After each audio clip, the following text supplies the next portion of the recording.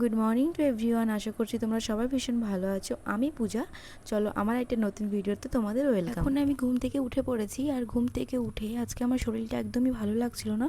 মনে হচ্ছিল আর একটু ঘুমোলে ভালো হতো, কিন্তু অনেকক্ষণ আমি ঘুমিয়েছি। এখন মোটামুটি 7:30 বেজে গেছে। তারপরে ভাবলাম না, চলো এবার উঠে পড়ি। আর এদিকে আমি ঘুম থেকে উঠে শেষ করতে পারলাম না, আমার শাশুড়ি মার প্রায় একটা সবজি কাটা হয়ে গেছে।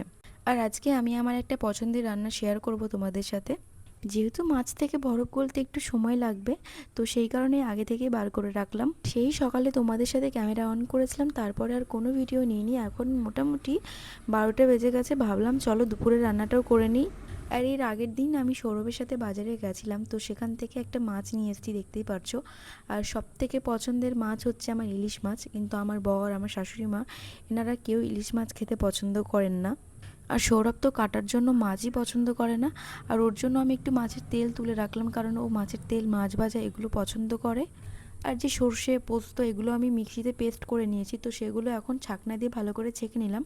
ছাঁকনি দিয়ে ছেঁকে নিলে পেস্টটা খুব স্মুথ হয়, তো সেই কারণে খেতেও ভালো লাগে। আর এইদিকে আমি রান্না করছি, আর এখানে আমার শাশুড়ি মা উনুনে পুঁই শাক রান্না করছি ইলিশ মাছের মাথা দিয়ে।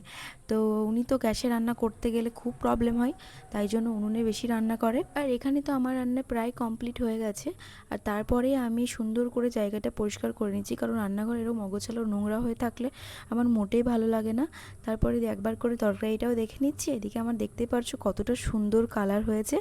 রান্না কমপ্লিট করে আমি স্নান করে এসেছি, আর স্নান করে খুব মিষ্টি জিনিস খেতে ইচ্ছে করছিল। তো আগের দিনের জিলিপি আনা ছিল, ওটাই সৌরভ আর আমি দুজনেই খেলাম। তারপরে পুরো ভিডিও একদম সন্ধ্যাবেলায় গিয়ে অন করেছি। আর খাওয়া দাওয়া করার পর আমি আর কিছুই করিনি যে তোমাদের সাথে শেয়ার করব।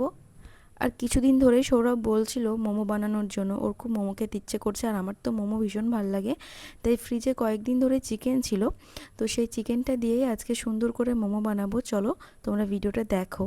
তাই মোমো বানানোর জন্য সব প্রিপারেশান করে নিচ্ছি এখানে। আর এখানে ছোট ছোট করে চিকেনগুলো কেটে নিলাম, তার আগে সবজিগুলো আমি কেটে নিয়েছি। সব ভিডিও তোমাদের সাথে শেয়ার করতে পারলাম না, কারণ আমার ফোনে খুব প্রবলেম হচ্ছিল। তো ফোনটা আগে ঠিক করে তারপরে আবার ভিডিও অন করেছি। আর আগে যে টমেটো, কাঁচা লঙ্কা, রসুনটা হালকা পুড়িয়ে নিলাম, তো সেটাই বেটে নিয়ে সাদা তেল দিয়ে এখানে চাটনিটা বানিয়ে নিচ্ছি। আর এই চাটনিটা এতটা টেস্ট হয় খেতে। আমি এখানে কিছুটা লেবুর রস দিয়েছিলাম, আর তারপরে নামানোর আগে কিছুটা চিনি দিয়েছিলাম। আমার কাছে সোয়া সস ছিল না, তো সেই কারণে দিতে পারিনি। তারপরে কিছুটা নাড়াচাড়া করে চাটনিটা তোমরা নামিয়ে নিতে পারো। আর তারপরে এখানে চিকেনটাও ম্যারিনেট করে নিলাম। ব্ল্যাক পেপার, লবণ আর হচ্ছে সোয়া সস বা লেবুর রস দিতে পারো। তারপরে ম্যারিনেট করে কিছুক্ষণ রেখে দিয়েছিলাম।